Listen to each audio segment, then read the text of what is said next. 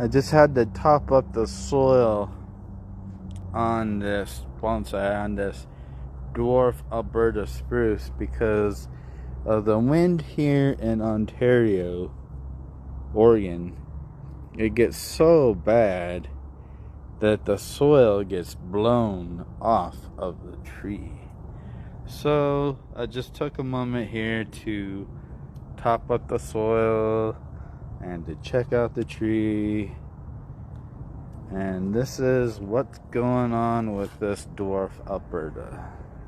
I've had this one for a couple years. I use this as my indoor Christmas tree for my children when they come over for Christmas, because it works out very nicely for a little Christmas tree because it's so small and it fits perfectly in the house for a few days. And it's really coming along. It's a really nice tree. So let me know what you think, you guys.